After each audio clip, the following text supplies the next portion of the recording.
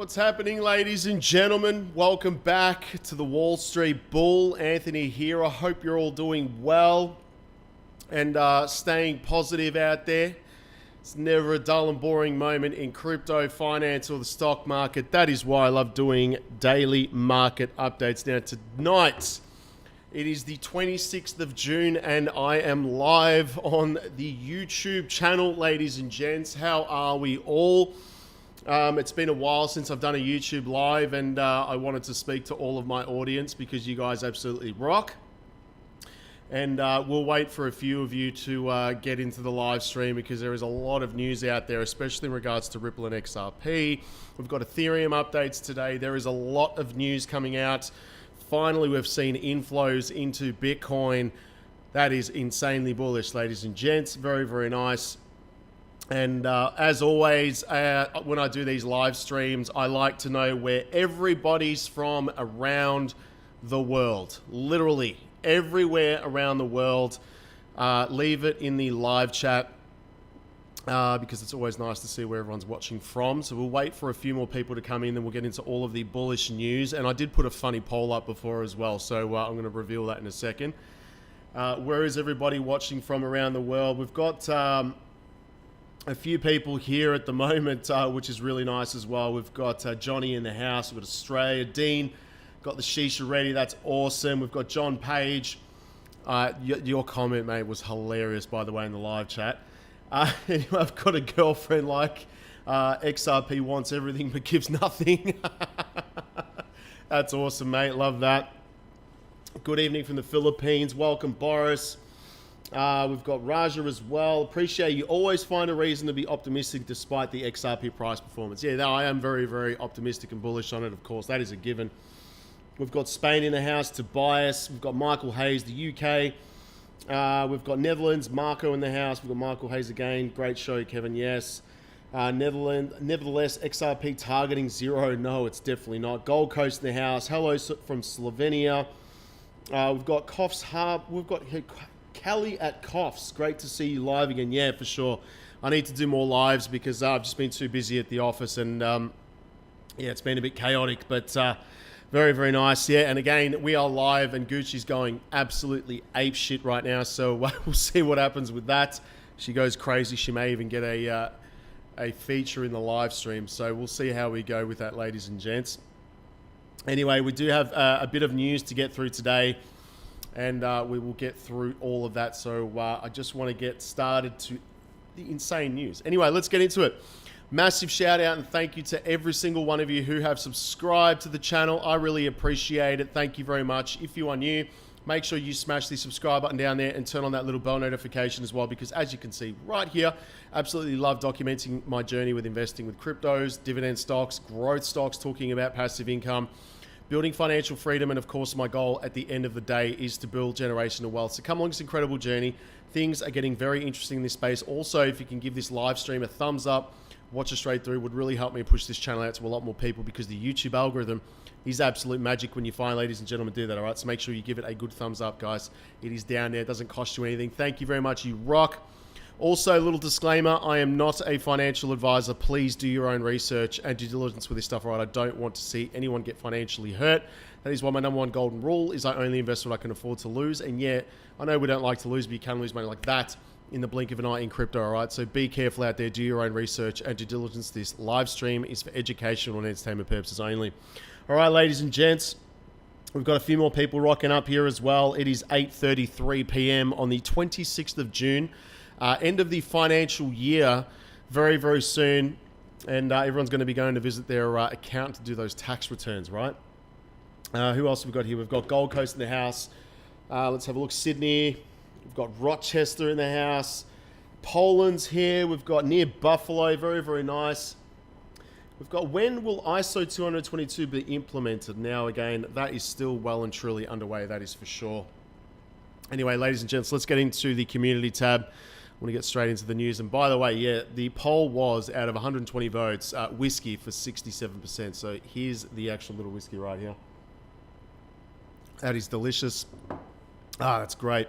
And by the way, that is proper 12 whiskey. And I kid you not, it is actually really, really good. It is awesome. Anyway, let's have a look at this, guys. One of the main reasons why I did the thumbnail tonight is the fact that XRP's market cap ranking over the years, it has had nothing but consistency since it started, right? 2013 to 2014, it was among the top 10 cryptocurrencies literally when it started, okay? And we know David Schwartz literally filed a patent on XRP back in, I believe it was 1988. So it's been around for a very long time, right? 2017, it was third position by market cap during the bull run. We had 2018, second position by market cap, literally flipping Ethereum. That did happen. You can go look it up for yourself. 2018 to 2019, we had, again, maintaining third and fourth position by market cap, which is huge.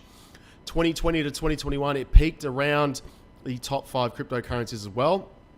And 22 and 24, meaning this year, consistently ranked between 6th and 8th positions right now, which is, again, is very, very nice, all right? Unbelievable. Yes, the ETFs had inflows yesterday, which is really good to see. We've had $31 million incoming into the crypto market. We had Fidelity, $48 million. We had Bitwise, $15 million. And, of course, our favorite Grayscale, negative $31 million. So, again, they're selling off a lot of Bitcoin. Also, moving on, we have Gary Gensler saying the ETFs for Ethereum are actually quite smooth. They're going quite smoothly. Very interesting. There's also a video that came out earlier today on X with Gary Gensler, and he's an absolute clown. I will say this, and we're going to watch that in a moment, so make sure you stick around for that.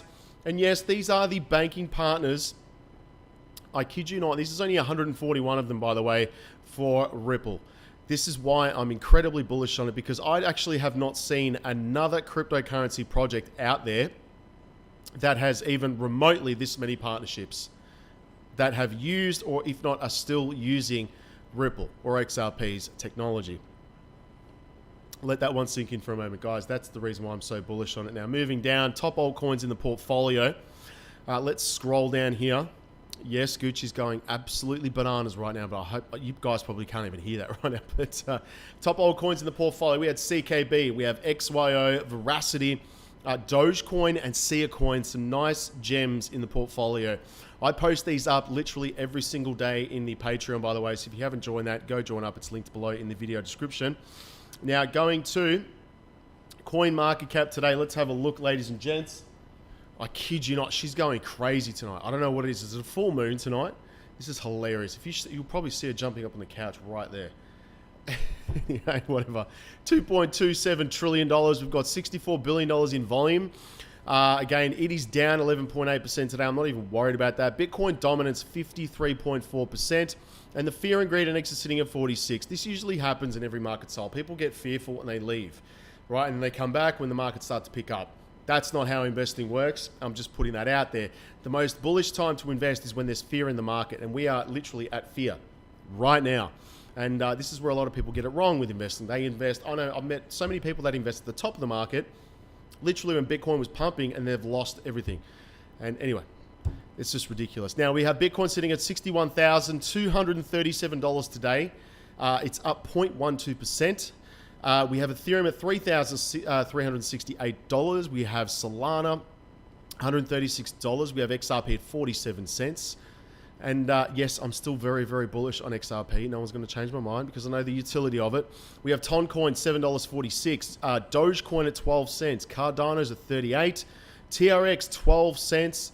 We have Shiba Inu in the green today. I still hold my Shiba Inu. I have not sold a large portion of that because I've just held it for this bull market. There she is, just running around. This is hilarious. Now, again, we have AVAX at $25. Chainlink is at $14 today. Polkadot, $5.85, which is nice to see. Let's go down to some other gems. We've got ICP at $8.24. This was a 140 Australian dollar asset in the previous bull market. Crazy when you think about that. Aptos, $6.21. Hedera's at 7 cents. XLM is at 9 cents. Now we're going at Mutable X, $1.53. VeChain up 0.59% today. Absolute pain. And again, I'm still bullish on the project, all right? Supply chain and logistics. Let me know what your favorite altcoin is, by the way. I want to know. Let me know in the live chat what your favorite altcoin is. We have Ondo up $1.21 today. Floki's up 1.56. Notcoin, 1 cent. We have Phantom 57 Theta is $1.60. We have Fetch AI at FET at $1.72. This was, pumping and still is because of all the artificial intelligence news coming out there, which is nice.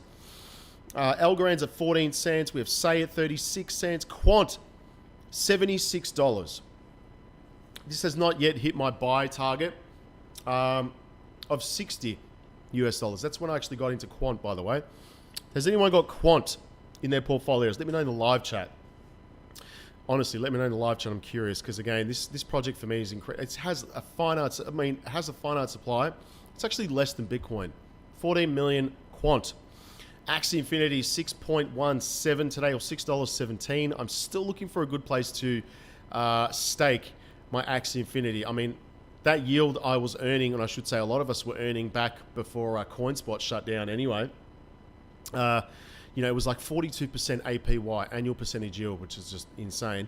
Now, Pendle's $5.51. Let's have a look here. Ethereum name service, $24. I am bullish on Ethereum name service. WorldCoin. You know what? I'm just waiting for, obviously, these ETFs get approved, but Ethereum name service, just putting this out there, may pump once these ETFs are live on Wall Street. That'd be nice. WorldCoin, $2.82. Scrolling down. Let's have a look at some other gems that I personally like. Where are they? XDC currently sitting at 3 cents. That is undervalued. And of course, Casper. Casper is a big one for me. Where are we down here? It's just moved down a lot more recently. Let's have a look. Keep scrolling down, ladies and gents. It's dropped a lot. Have I missed? Has it dropped out of the top 200 right here? Maybe. It actually has. Yeah, there you go. Wow, look at that. It's actually dropped out. Anyway, I'm bullish on Casper. CSPR is the ticker symbol. Anyway, let's go to the news, ladies and gents. And if you've just joined, welcome to the live stream. And yes, I'm having my whiskey because my audience wanted me to have whiskey tonight. There we go. Oh, that's good. Actual fact, has anyone had proper 12? Because I'm telling you, Conor McGregor's whiskey, it's actually really good whiskey. Love it. Anyway, let's go to Crypto Bubbles. And yes, before I do have the Wall Street Bull Patreon linked below. Again, this is where I put up all my buys, sells, trades, indicators, trading bots, you name it. All this 3 comma stuff goes up in here, guys. There's a lot of useful information in there. There's 2,100 posts. So there's a lot of information in here. Go join up. You'll get a lot of value out of that. And you can speak to me directly in here as well. And you can also speak to the community who are incredible, by the way. So thank you to those 930 odd plus members that have joined up. There is a free membership to this, and there's also the paid one. If you're a paid subscriber, thank you so much. I really appreciate it, guys. So go join up. Now, again, I do put up my dividend investing in here, and I did put a big update this week in the Patreon in regards to that dividend portfolio. And I'm going to show you how crazy it is at the end. And let's have a look quickly before I do get into that. I do have my 3 commas trading bots working for me 24 hours a day, 7 days a week. All right. Now, again, I've got a spot trading setup going at the moment because the spot market, you don't get liquidated, which is quite nice as well. So the liquidations occur, of course, when you're trading with leverage. And a lot of YouTubers and influencers there trade with significant leverage, like 10x, 20x. If you're a reasonable trader, you'd be going with 5x leverage, but I've held off that for the moment. Now, I'm trading on 3 commas, Immutable X, of course, Solana. I've got a few Bitcoin trading bots as well, ICP, DYDX, XRP, and Ethereum. And yes, they have been going non-stop, and I'm using OKX to trade that as well. So we're currently still at 1,030 in the account, and again, it's up 1682 on the week. So it's a little bit less when you're trading with without leverage, but again, it's a lot more secure and stable. So we'll just wait for that one a little bit longer. Anyway, guys, that's all in the Wall Street Bull University, and the dividend investing is very, very important. Now, on the hour, actual fact, let's go to the day. Biggest gainers on Crypto Bubbles is Notcoin, up 8.2% today, still at 1 cent, as we just mentioned before. We have Ethereum name service. We have a Cash network. I don't know much about this project. There's a lot of new projects coming out all the time. And Audi, 5.3%. Really, really nice to see that. Now, again, I like to zoom out, right? Because, again, we're coming up to the banana zone. Have anyone actually been seeing this on X or online in general? It's been absolutely wild to see this, and it comes a lot to do with the liquidity coming into the crypto markets. And I'm going to read you an article that was actually put up by Raoul Powell on LinkedIn, which is quite nice. We're going to go through what exactly is the banana zone. I think that's very important. Biggest gainers, I mean, 5,962% for Bonk. Solana's at 767%. Audi's 415. Pepe, again, I do trade this at 677%. Floki 600. Jasmy is 631. Absolutely wild. And again, FET AI, FET, again, 705% is absolutely crazy. 35% on the week alone. I mean, these percentages are ridiculous. They're unbelievable. I mean, I came from Wall Street investing, and I'm still aiming doing that. I mean, the average return in the S&P 500 in 12 months is between 8 to 10%, conservatively. And again, if it's a bullish case, you'll be getting somewhere between, 13 to 14, maybe, unless you're investing into tech stocks like Nvidia and it just skyrockets like, 500-600%, same as crypto, right? But that's very rare. Again, wild stuff. Now, welcome to the live stream. If you've just joined, let's get into the news, all right? Now, again, I've got the full interview here with Monica Long, again, Ripple's president. He's a very, very bullish interview. I'm not going to go too much into this because I want to play you that interview because I think it's incredibly bullish. But have a look at this. Ripple's president, Monica Long, talked about key opportunities and challenges regarding the Ripple versus SEC lawsuit, payments RLUSD, Ripple's, again, US stablecoin right here, an XRP ETF, and more, the status quo of the XRP lawsuit amid recent developments and clarity on XRP from the courts turned Ripple's president bullish on the potential of an XRP ETF. And it makes sense. And in that interview, I'm not going to go too much into this, but the fact of the matter is this, right? It is a commodity. XRP is a commodity. It's not a security, as well as Bitcoin. There are literally only two assets out of tens of thousands of cryptocurrencies that are literally classified as commodities. And I should add to that correction, Ethereum. Because again, the SEC has dropped all its case against Ethereum. And again, the ETF approvals are going to be happening very soon. So yes, you can say three cryptocurrencies. It is Bitcoin, XRP, and of course, Ethereum. I like putting Ethereum second before, after XRP because again, I'm honestly not that bullish on Ethereum. The gas fees are insane. They need to come down. It's too high.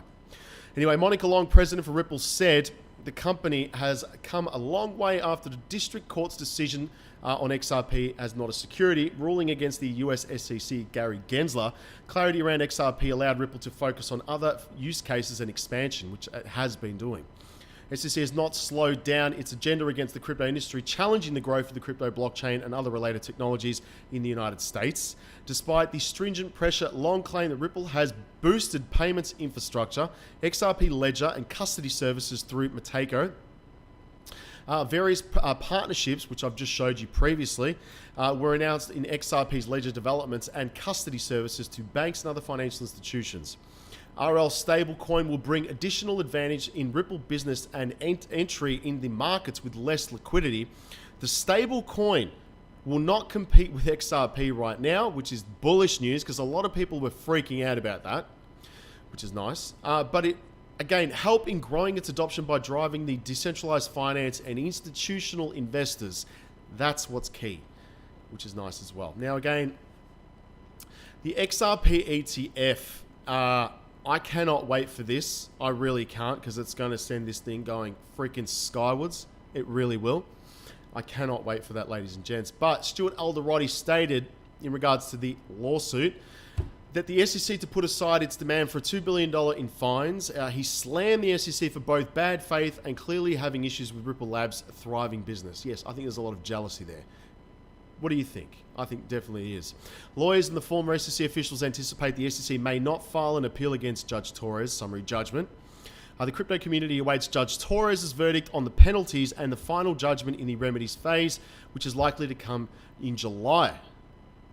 That's next month, right? Meanwhile, XRP price continues to trade under 48 cents this week, and not that I'm worried about that. Now, getting into this whole banana zone thing, because I've been seeing a lot on X and online about the banana zone. And again, I had no idea what the hell this was, but we're going to get into it in a moment. Now, Rob Kiyosaki, Rich Dad, Poor Dad, I do have the book sitting under the microphone right now, has shared his view on the price flagship decentralized finance DeFi asset and will be soon begin its meteoric rise.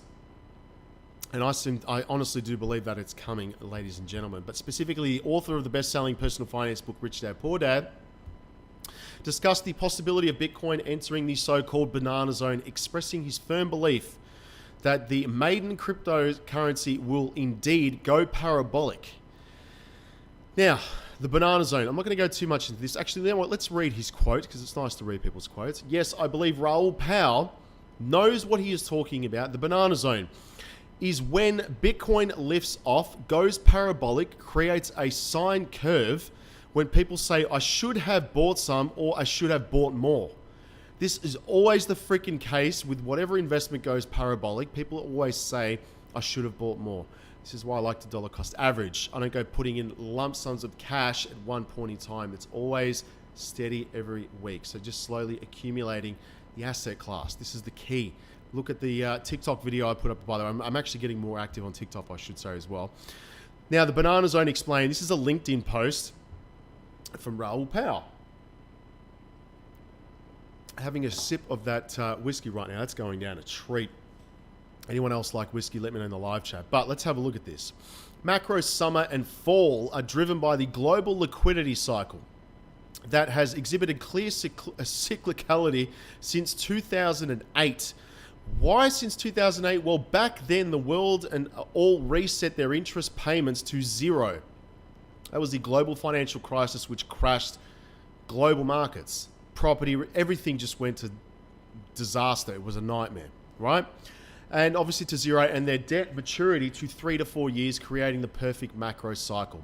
You can see the perfect cyclicality, this is a crazy word, in the ISM, the best guide to business cycle right here.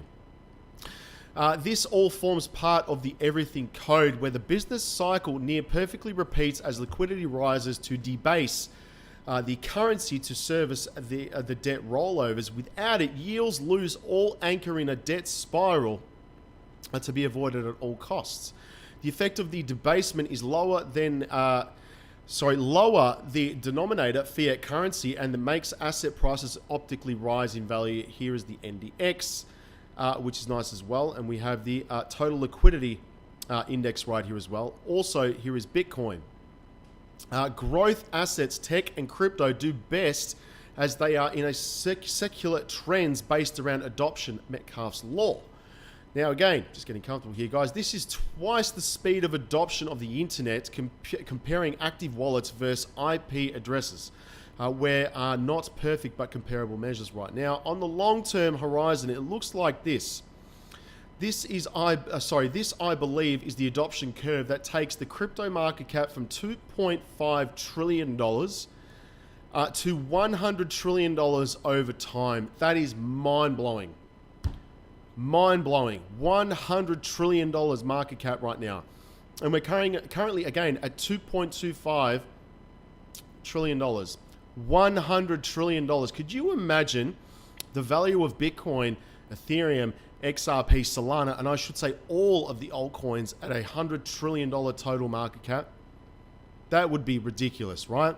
Back to the banana zone. In macro summer and fall, tech does really well and has been on its own mini banana zone, with fall being most pronounced. But because crypto has outperformed tech, the supermassive black hole, the banana zone, is much more pronounced in crypto. The traction to macro summer is relatively forecastable due to the repeating cycle, again, the everything code. And that ushers in liquidity growth, which has a tendency to create the banana zone. This is a liquidity index right here. And you can see each time the liquidity is increasing. So we're at literally at the 2024 chart. Let me zoom in here. So this is the global macro, again, the liquidity index right here. We are literally entering that banana zone like in the previous cycles. Now coming back here, we had 2019 to 2020. Look at that. Absolutely went crazy, right? 2014 to 2016, exactly the same thing. Now again, coming to 2011 and 2012, those of you who were lucky enough to buy Bitcoin back then, wow. You'd be sitting on a pretty penny right now, which is crazy. But the odds of this changing significantly are low during to the current debt rollover. the election, of course, in the United States, and global issues such as China. However, nothing plays out perfectly, and we can't tell the structure or nature of the final leg of fall if it's blow-off or stunned cycle right here. The mysteries of markets, you can't always get what you want. But everything code is best framework to understand this all, and I think it comes at decently high probabilities right now, which again, I agree. But expect surprises along the way, sharp corrections, long sideways markets, whatever. This happens in cryptocurrencies and investing in general. But with the right time horizon, oh my God, the right portfolio management and plenty of patience, the odds of you effing this up are low. I will put out a video soon right now. That's basically what the banana zone means, for those of you who have no idea what the hell it means. Very, very nice. Now, Gary Gensler right here. Chairman says the Ethereum spot ETF approvals are working nicely and are going smoothly. And I'm sorry about all these pop-ups, but according to the latest development, there he is right there. I'm going to zoom in on his head just to annoy a few people. That's Gary Gensler, arch nemesis of cryptocurrency in the United States. Wow. Oh, it scares me. Anyway, according to the data and latest development, SEC Chair Gary Gensler said the approval process of the Ethereum spot ETFs is going smoothly. Speaking at the Bloomberg Investment Summit, SEC Chairman Gensler said the Ethereum ETFs went smoothly. However, he also stated that he did not know the timing of when the product in question might be released. So again, some are saying in the 2nd of July, which is next month. It's not that far away, to be honest, only a few days away. But let's see what the interview is like, because again, he avoids so many freaking questions about cryptocurrencies and regulations and elections. He just avoids everything. It's absolutely ridiculous. Yes, we had a reverse in the Bitcoin ETF outflows. It's finally changed. Last week was crazy. I don't know about you, but the market's absolutely crashed. People saying it's it, it's over, it's it's going to crash down to all-time lows. But again, it's still steady because of the ETFs. And again, look at this. But as of June 25th, that is yesterday or today. And again, we're a day ahead here in Australia. But as of June 25th, the 11 spot Bitcoin funds that debuted on January have seen net inflows of $14.42 billion since January. That is a lot of money. And look at this. After a week of net outflows, the United States-based spot Bitcoin ETF trader, or oh my God, ETFs, I'm just going to say that, saw a reversal on June 25th with a net inflow reaching $31 million. Data from So Value indicates a reversal from the past 7 consecutive trading days, which saw $1.1 billion in total outflows from the spot Bitcoin ETFs. $1.1 billion. That is why the market had absolutely shit itself. And it's really annoying that I did that because, again, liquidations occurred. I hate it. Anyway, now we do have Fidelity leading the charge as well to break the negative streak. Fidelity and BlackRock. BlackRock just keeps buying. They don't care. They are literally so freaking big, they don't care. They just keep buying and buying and buying and buying more Bitcoin. As well as Michael Saylor, who has to raise convertible notes. And I did mention this in a video during the week as well, but convertible notes. It's like taking out a loan. He's using debt to buy more freaking Bitcoin. And when I say debt, what did he borrow last week? It was, if anyone knows that, just let me know in the live chat. But I think it was like $500 million or $800 million. I can't remember. It was some crazy amount. Now, do you really think that we're not going to go parabolic with Bitcoin? If you've got the likes of, again, these institutions buying up so much Bitcoin, and again, Michael Saylor taking out loans for hundreds of millions of dollars, really? Nah, that's not the case at all. But anyway, I'm not going to get too much into this, but Fidelity and BlackRock, Van Eck as well. This is interesting. Van Eck Ether ETF filing fuels optimism for early July debut, which is going to be very nice. And ETF analyst Eric Balkanis, I can never pronounce his name, I'm sorry, Eric, believes that the spot Ether ETFs could start trading as early as the 2nd of July. And again, Van Eck could be the first one that gets that first approval to trade on Wall Street. Solana as well, defying markets right now. And again, it gains 8% in the last 24 hours. Will Solana's rise continue? Yes, I do believe it will. Honestly, once the ETFs get approved with Ethereum, the two next ones, of course, are XRP and Solana. And I'm incredibly bullish on Solana, that is for sure. There's a lot of happening on the Solana network. It is incredibly fast. It really is. There are also updates as well that are taking place to the network, which will therefore increase the speed of the network as well. Now, look at this. German government transfers part of $2.8 billion in Bitcoin stash to Kraken and Coinbase. Literally, governments are selling Bitcoin. And I wonder how many governments and around the world are actually holding Bitcoin on their balance sheets. It's going to be fascinating to see what comes out. I know for a fact the United States does hold a significant amount of confiscated Bitcoin, for all of those scammers out there. But the government of Germany has been spotted moving, let me get rid of these freaking pop-ups, has been spotted moving 8 figures worth of Bitcoin to crypto exchanges, attempts to recovery from the $60,000 level. According to blockchain de-anonymizing right here, platform Arcanum, the Bitcoin wallet belonging to the German government has moved a total of 900 Bitcoin in the last 24 hours. That is a lot of money right there, $2.8 billion worth of Bitcoin. And you're telling me governments are not going to be trying to snatch up your Bitcoin? Of course they are. Come on. Now, let's have a look here, ladies and gents. Where's the money been going? And if you've just joined, make sure you leave your questions in there. I don't care what kind of questions they are. If you just want to chat, let's chat.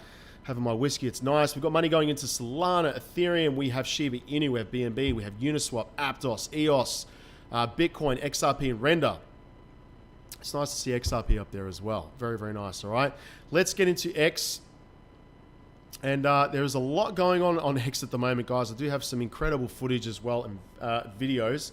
And if you've just joined the live stream now, yes, that's me and Johnny Deaton. Absolute legend. He's a legend.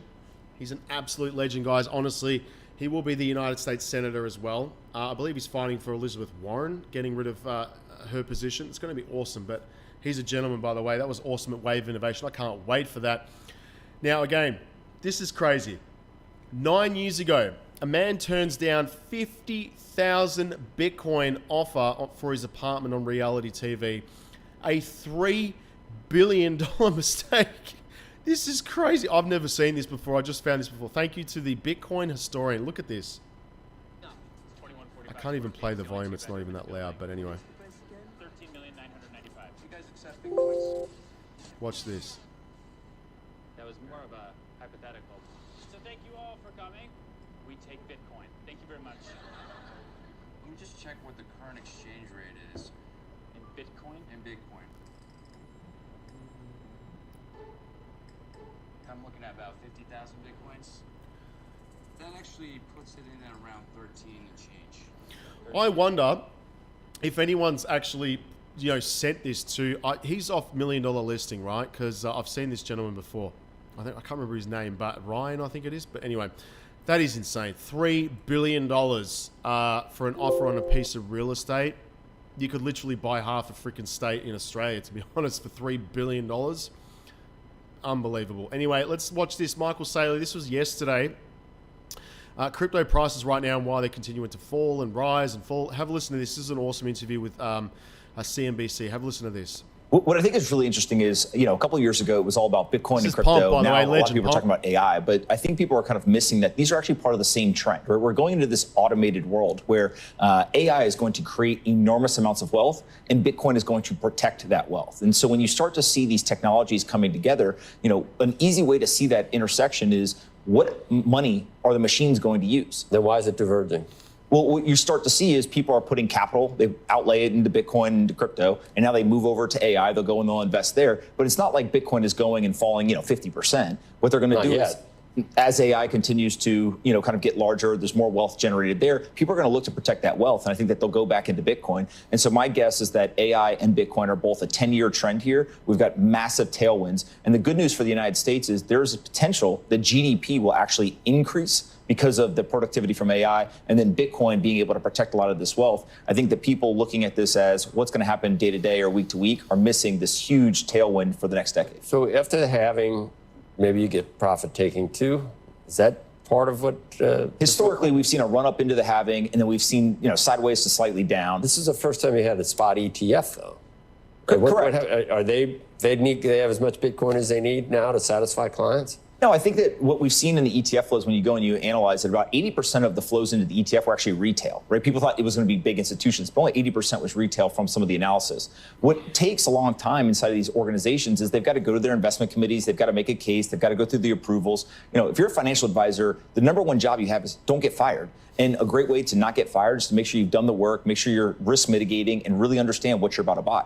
And the last thing I'll say is, you know, the thing about Bitcoin that always cracks me up is when the price goes down, people get upset. But I always tell them, you maybe should go check what you own. Because if you have true conviction, when the price goes down, you should be excited to go buy more of it, right? Is that what you're doing? I was literally saying this morning that I'm going to go to the office, I'm going to go buy some more, right? And the reason why that's so important is as the price goes down, if you have a 10-year time frame, you're just getting it at a cheaper price. Your dollar cost averaging down. And so I do think that Bitcoiners, more so than almost any other asset class, historically they've bought, they've held for a long time, they continue to dollar cost average, and they're using these timeless investing principles to create real wealth for themselves. I don't know, if you bought at 8, it's tough to buy at 60. Well, if you bought at 8,000 and you still have cash, right, where else are you going to put it? I think that's the big question is if you want to protect your wealth and you're getting paid a salary every single year, that net new capital, where do you put it? You can put it in the stock market, you can put it in Bitcoin. But again, if you go and you look over a long period of time, what is beating inflation? You know, gold is a great example. Over the last 5 years, if you've held gold, you've actually lost purchasing power in real terms. Right. And so naturally, Bitcoin and of course, Bitcoin is literally a store of value. Now, interestingly, I was watching CNBC before. We have VW or Volkswagen taking a $1 billion stake in Rivian right here, which is interesting, the electric car maker. They needed cash. That's awesome. Scrolling down. Now, Bitcoin is crashing. Most people should sell. I'm waiting to buy more. Rob Kiyosaki. These guys have got billions of dollars and they know what they're talking about. You've got to follow the money. Sensei, end of the bear trap, be ready. I like this, all right? So this is the accumulation phase, the trend emergence, and again, shakeout and momentum building. First sentiment extreme. Yes, then we come down to the bear trap. This is exactly where we're at the moment. I mean, this has been like this for a few weeks. A lot of selling pressure. Renewed optimism, FOMO, fear of missing out, euphoria. This is basically a market cycle, right? Unfortunately, I've mentioned this so many times on my channel over the years, but euphoria is where a lot of people end up buying. They literally end up buying here at euphoria. This is not good. You do not buy at euphoria. It basically needs to be bought down here. This is what real investing is like, okay? And I swear to you, I never forget during the pandemic, oil stocks went to literally, I mean, oil was $0 a barrel. They couldn't even get rid of it because no one was driving around the world. Planes weren't flying. The only thing that was being made from oil was plastics and petrochemicals and all that kind of stuff, right? So again, I took that opportunity to dollar cost average every single week during that whole period of time. As an example, in oil stocks, they have literally been the best performing assets of my entire investment portfolio, cryptos, whatever, everything, oil stocks. Same thing goes with cryptocurrencies. When there is fear in the markets, you don't go buying at euphoria down below, ladies and gents. And yes, the peak of this market, and this is the other thing I was going to say, that banana zone global liquidity index goes in a cycle, right? So we're at that very early stage of a global liquidity cycle. It will start at this very point in time. However, the peak of that, looking on the chart, and I did post that up in the community tab on my channel, will be 2025. So you guys need to understand to take profits at that market top or close to it. Because if you don't take profits, again, I've been through these cycles. If you're not taking profits out, the market will take them for you. And I've seen it happen. I've experienced it. I'm sure a lot of you definitely have experienced this ridiculousness, but this is what happens because people get greedy. And do you know what? I know a couple of other influencers as well on YouTube that have been incredibly greedy and just stuck it out, and they've lost millions of dollars. And I know one of them, and again, Slumdoge Millionaire was one of them. And I feel sorry for the guy, I really do, because he had a $3 million portfolio in Dogecoin. He did not take 1 cent out of it, and I believe he took out loans. Yes, he's made a name for himself, and he's got, you know, that's fantastic. I'm very happy for that. However, if that was me and I had $3 million in my portfolio, $3 million, right? At least I would have taken 50%. Now, that is my strategy. at the market top, I will be taking 50% out of my portfolio of my holdings, and I'll be holding onto the rest of them, 50%. That 50% will then be invested into some income generating assets, aka dividend stocks that will pay for life. Unbelievable. Anyway, we're going to get to that in a second. Monica Long, I want to play this interview because I think it's fascinating. Have a listen to this, guys. For you today, it feels like you've been on the show, Monica Long, because we had that lovely conference session in Paris over a year ago, but you have not. This is the first time you're joining us. Obviously, president at Ripple, for taking the time. Thank you, Frank. I'm honored to be a guest on The Scoop. Yeah, first time on your show, but yes, we had a very good time in Paris. It was like a year ago now, which it felt like, just yesterday. I know. Well, we'll have to catch up on everything that's transpired since then. Great. Let's start with just a basic question that I sometimes start a show with.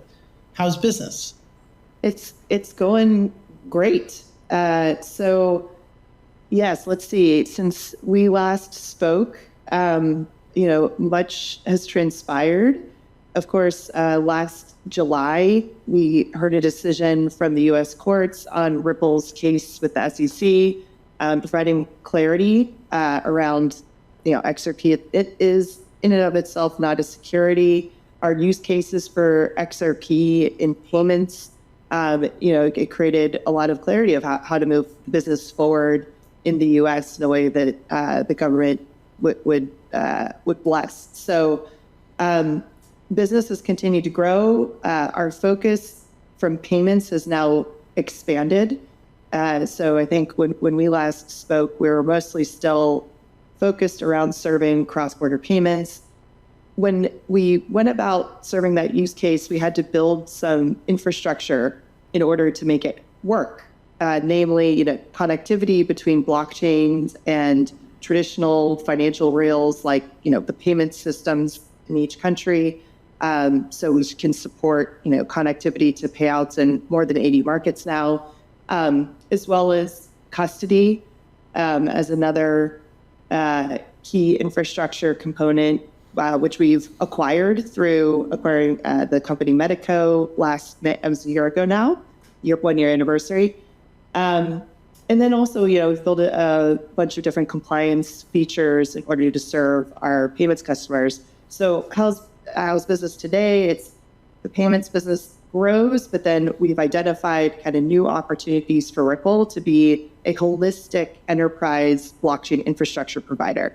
So you think about a financial institution that wants to do payments, or maybe in the future, different types of real-world asset tokenization. We can provide that kind of end-to-end infrastructure.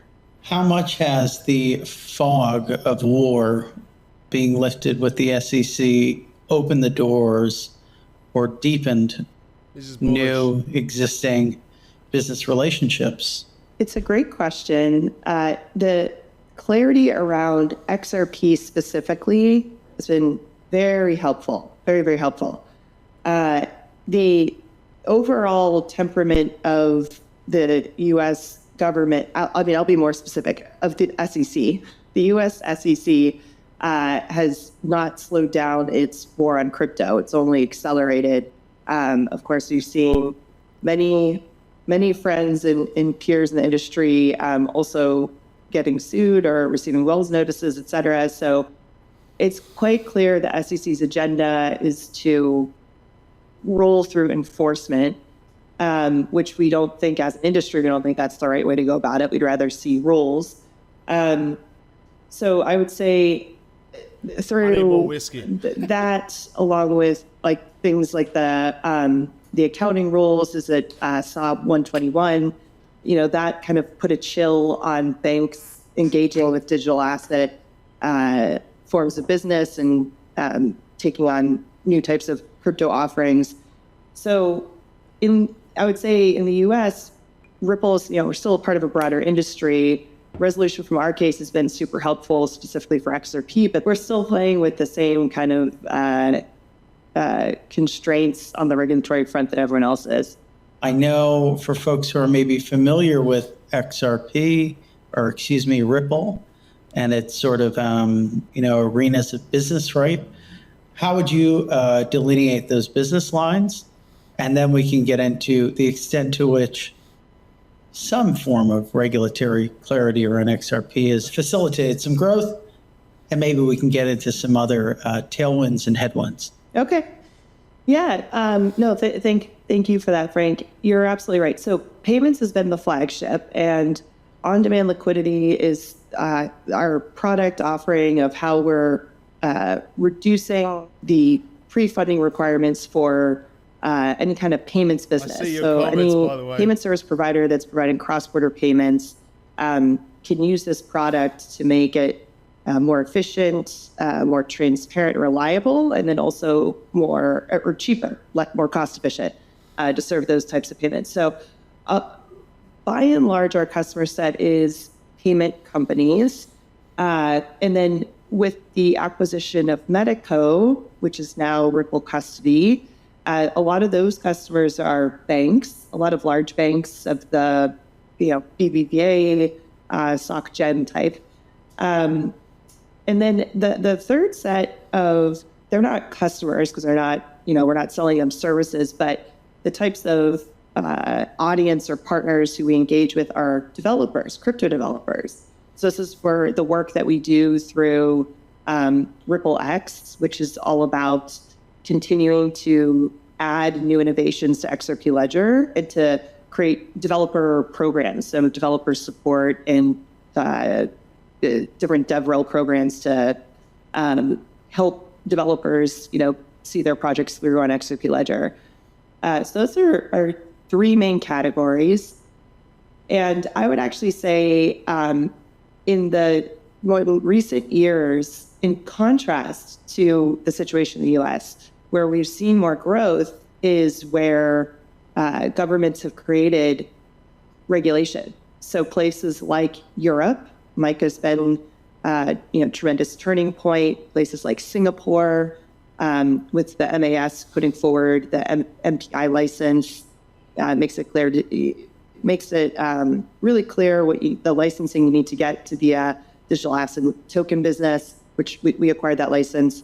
In other markets like Hong Kong and Brazil is a really interesting one because you have clarity from the government of how they're going to, the government legitimized crypto assets, recognized them as a legitimate category, and then said, hey, central bank, you can regulate cryptocurrencies and their uses in places like payments. And then CVM, which is the SEC in Brazil, you're going to regulate capital markets use cases. And then we've seen really positive public-private partnership, and they've invited the industry to kind of comment on some ideas around regulation. So actually what I would say is we've gotten tailwinds and we've seen more bursts of growth, or places like Asia, the Middle East, the UAE, Dubai has been another set of regulators that's leading the way, Europe and Brazil. Walk us through the payments business. What type of customers are there, and how is it growing? Yeah, so life to date, we've now processed more than $60 billion in payments. A lot of the traction has been outside the U.S.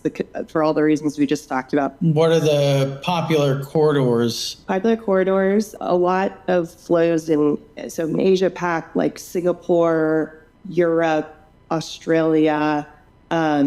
Still plenty of demand driven out of the U.S. dollar. That is, our decision to launch a stablecoin, a U.S. dollar stablecoin more specifically this year. Yeah, and so a lot of the growth has been kind of in those key corridors. So walk us through the logic and thinking behind the launch of a stablecoin when a lot of people think about the value proposition or the positioning of both XRP and Ripple as a company, and XRP as a core component of the sort of product suite that Ripple offers. They think of it as maybe being almost a competitor or sort of an alternative to a stablecoin. So what was the thinking? What sort of things can stablecoins do that XRP can't, and vice versa? It's a great question. We think of them as complementary. an additive. So I'll take two of the kind of customer sets or audience sets that we talked about, payment companies and then developers. In the context of payments and that part of our business, there are plenty of use cases where for the customer actually seeing the transaction through in US dollars is what the customer wants, or it's just the most cost efficient option. And when you think about major corridors like US dollar, euro, there's a lot of liquidity there. You don't really need a bridge asset like XRP. And that was the inventors of the ledger, the way that it's talked about. And, when I think back to the very early days of Ripple, what we had always talked about was the use case for a neutral cryptocurrency as a bridge asset. So like XRP in this case would be for in the future of the Internet of Value, there's going to be all kinds of things tokenized on chain. And you need an asset like that for really efficient cross-currency or cross-token settlement it's more the long tail. Let me simplify it. It's more the long tail of assets and currencies where the costs, when you think in the context of cross-border payments, you have different currency crosses between, a sub-Saharan African country and the Middle East or Europe.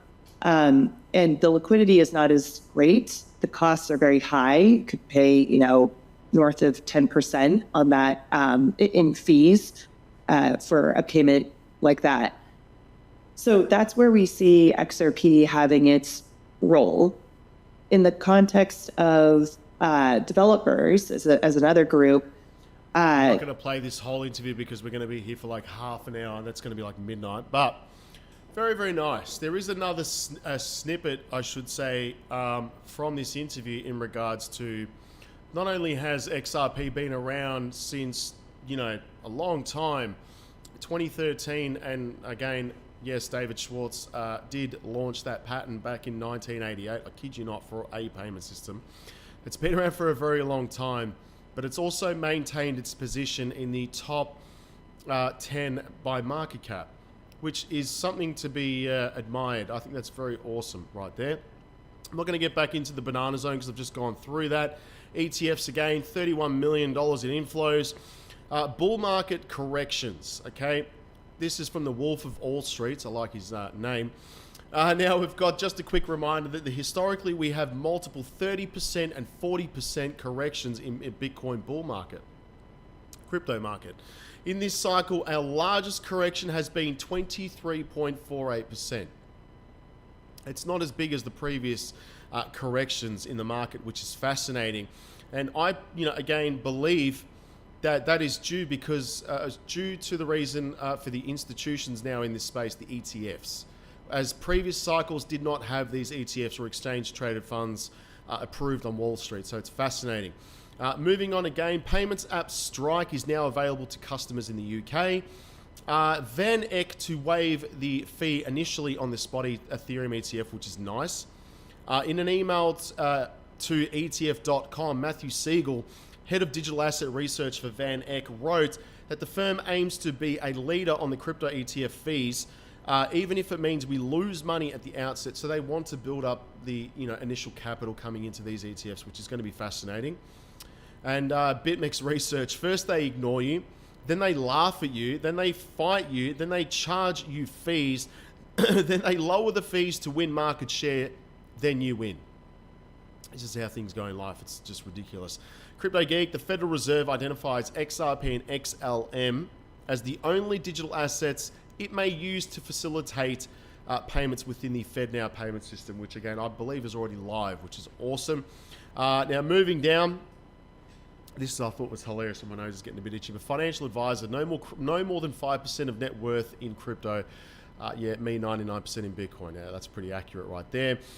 Julian Assange was freed, which is unbelievable right here. I mean, he's been locked up for like 14 years, which is wow. That's WikiLeaks founder. Just in, yes, over 8 Bitcoin worth $500,000 in a single anonymous donation to cover his debt for the flight that he took. That is wild.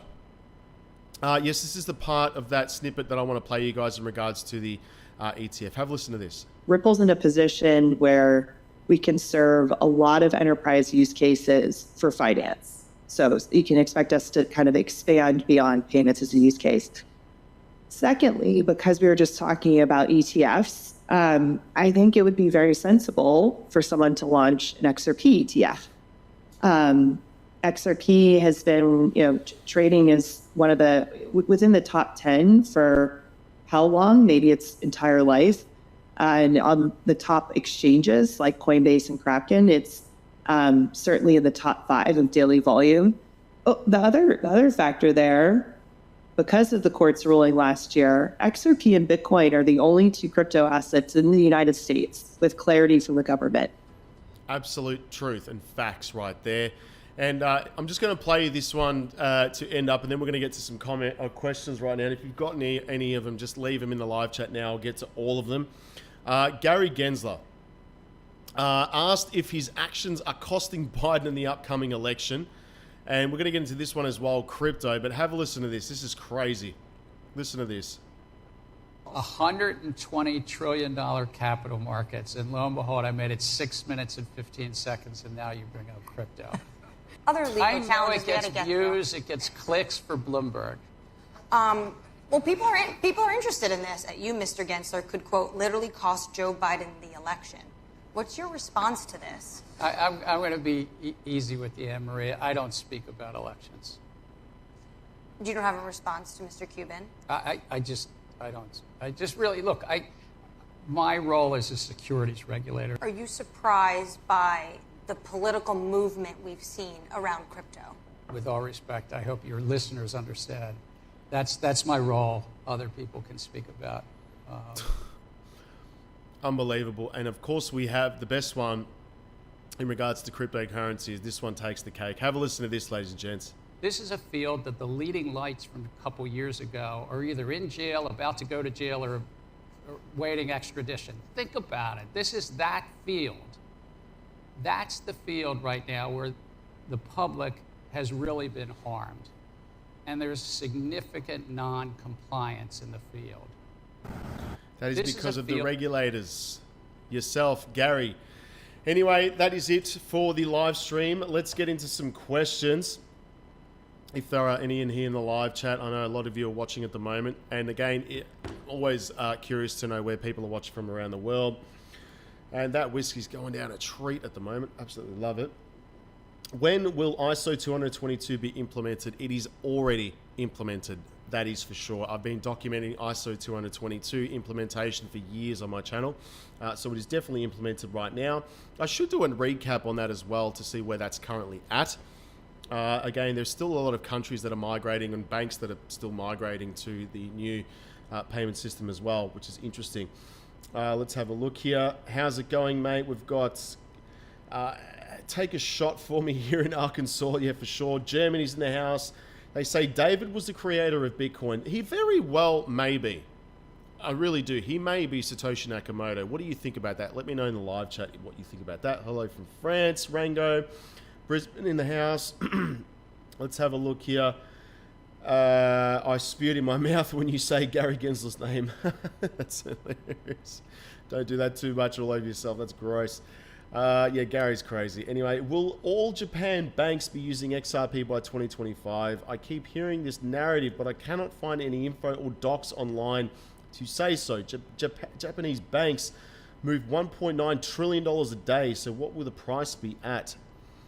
Look, to be honest, I'm not entirely sure. I can't confirm, but we have seen the SBI Bank in Japan, or I should say the CEO of SBI Remit, or SBI Bank anyway, say that they will be using Ripple's XRP, which is nice. So of course, let's have a look here. I like XYO Proppy. Yeah, same here.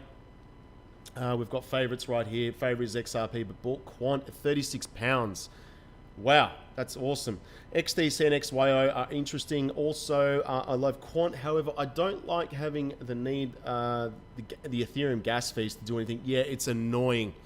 Those of you who have invested in XYO, have ever tried to move it, it's Ethereum network. It's terrible. ERC20, so expensive to move Ethereum. We've got morning mate from Iowa. Sorry. 15-year-old single malt. Now that'd be nice. Send some over here. I'll have some of that. That's nice. Let's have a look here. I got Quant for me. It's at the heart of the ISO 222. Yeah, 100% is going too far. I'll say a 10K soon. I honestly, believe in the next 5 to 10 years that Quant will be, $10,000 to $20,000 asset. I mean, long-term horizon. It has less of a supply than Bitcoin, and it is being used for central bank digital currencies. These will come into play. There's no doubt about that. Let's have a look here. Gary avoids all questions and gets away without answering them. Yes, of course he does. Until he gets the Financial Services Committee, where he absolutely gets grilled by all the committee members. Let's over that. Hey, bro, I hope you're over the man flu. Yes, Ricardo, I am. It's taken me, I kid you not, 2 weeks to get over this bug that I've had. It's a nightmare. Yeah, well and truly over it. Last week, pretty much was the last tail end of that, which is good. How you going, Johnny? Let's have a look here. Whoop. Good morning, all from Puerto Rico. Nice. Send that good weather over here. Pulls out chair. Yes, I'm late. Dwayne, don't stress, mate. Monica Long is cute. I date her. You should. Let's have a look here. Good. Old Greensy Gensler. Yes, he's just not a fan. We've got good morning from Kentucky. Love your stream. Thank you, Hot Sparky. I appreciate that. Let's have a look here. Just got in. Are you still bullish on XRP? As always, greets from the Netherlands. Yes, mates, I am still bullish on XRP, DJ, for sure. Let's have a look here. Not that Joe Biden needed any help to lose the election, but thank you, Gary Gensler, for putting a few nails in the coffin. I hate getting political on this channel. I've got my political views, but I'm not going to get into that. Maybe if we have a crypto party here somewhere around the world and we have a few drinks, yeah, I'll get political, because this year is going to be huge in that space. Let's have a look here. Currently thinking about transferring my XRP into Casper. Ooh, that's interesting. That's obviously your decision. You can do whatever you like, of course. Let's have a look here. Watch Crypto Hulk. He has all the intel on XRP non-stop deep dive. Yeah, Crypto Hulk's awesome. Love his channel, mate. That's awesome. Is XLM going to be equal to XRP in volume and price in the future? Look, different use cases, to be quite honest with you. XRP, and I should say Ripple, as opposed to Stellar, they have different partnerships. They're pretty much, XLM is pretty much a fork or a copy of XRP anyway, with Jed McCaleb going to start XLM. So different use cases, really, when you think about that. Let's have a look here. Alex, I asked ChatGPT to explain how price would go up for XRP and to explain it to me like I was a child, and loved the answer. There you go. Well, it's true. Michael Hayes, your show is my favorite. You keep it real. Thank you, Michael. I appreciate that. Ricardo, can you please tell me how I can buy CTF? Is that CTF from Melbourne? Is that CTF? Is that correct? Let me know. Again, depending on obviously what exchange you're using, there's multiple exchanges available here. 2025 will be decoupled from Bitcoin. Yeah, I think something big is going to happen with XRP for sure. Quintone right here. I found XRP at 34 cents, XDC at 2 cents, and Quant at $40. That is bullish as anything. Good morning from Florida.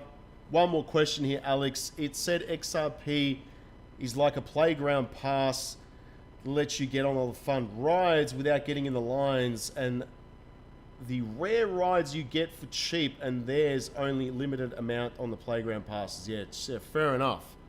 Fair enough. It is definitely one of my favorite assets for sure. Having a look here, last quick, Ricardo sent a CTF token. Come to CoinMarketCap. Well, by the way, if you ever want to find out where you can buy coins, crypto trading fund, I'm not entirely sure. If you go to markets on CoinMarketCap, SushiSwap and QuickSwap, I believe that is right there. But again, that's pretty much where you can buy those assets. I've never even heard of that. So yeah, these are my favorite coins. And by the way, the banking coins are literally my favorite cryptocurrencies. These are the ones I'm really primarily focusing on, because again, this is where real world utility is. This is where the new financial system is going to be built on right here, as you can see. Banking coins. Anyway, I'm out of here, guys. Make sure you join the Wall Street Bull University. Thank you to those 720 odd people that have joined the live stream. I really appreciate it. And yes, I'll be doing more of these this week and getting to speak to everyone in the audience. But thank you so much to every single one of you that have subscribed to the channel. Join the Wall Street Bull University. I'm going to go finish this whiskey and wait for the market open tonight to reinvest those dividends in the portfolio. And by the way, if you have not joined the Wall Street Bull University, this is an example portfolio that I've basically done. Let me bring this down right here. Crazy stuff. This is dividend investing in a nutshell. I'm going to save this for probably another stream during the week, but $1,963. This is what I'm doing in the Wall Street Bull University. Go join up, all right? That is per month, $64 a day. I'm not complaining about that, all right? Anyway, that's it for tonight, guys. Thank you so much. I really appreciate it. Join the Patreon. I'll speak to everyone soon. Have a good night, good afternoon, and good morning. If it's morning, have an espresso, all right, guys? And probably save the whiskey until later. All right, take care of yourselves. Peace out. Bye.